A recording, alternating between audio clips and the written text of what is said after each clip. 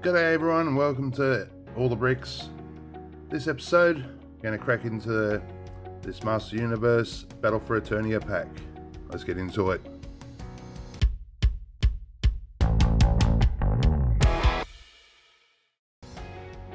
Alright, so look at the package. As I mentioned in the first video I just did before, I got this at a very good price, basically because the corner of the package is a bit damaged and the comic is missing.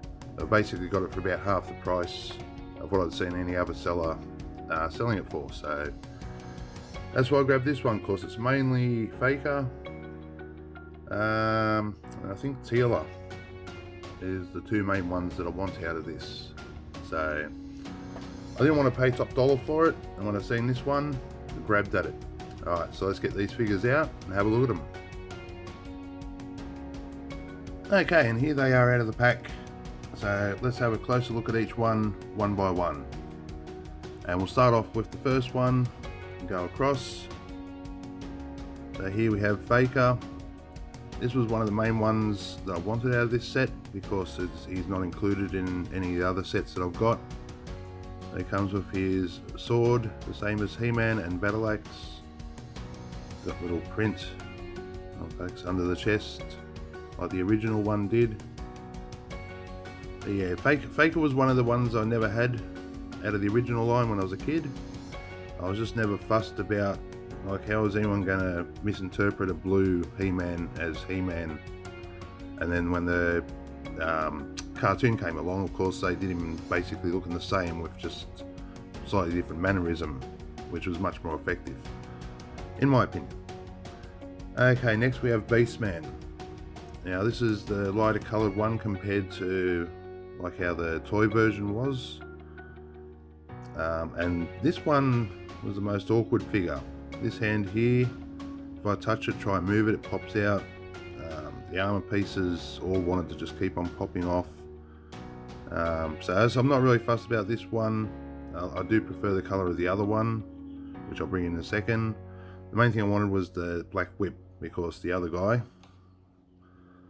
this one that's got more of the colour of the original toy, comes with a red whip. So I'm going to be swapping that over and use his black whip. But it does look good. I do like this colour of Beastman. Nothing wrong with it apart from the fact that just nothing wants to stay on him.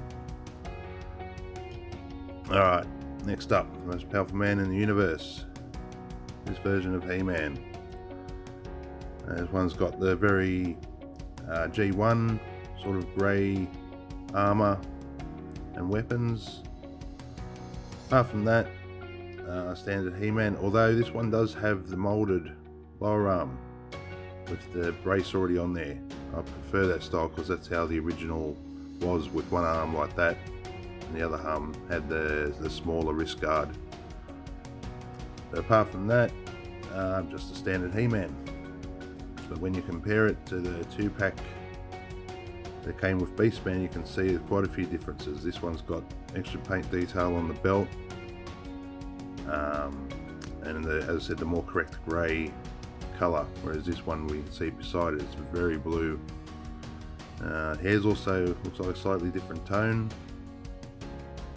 So yeah, I think this will become the main star He-Man I use until I get the other sets open and that. But there's He-Man. Alright, next, my favourite, one I've been waiting to open, Skeletor.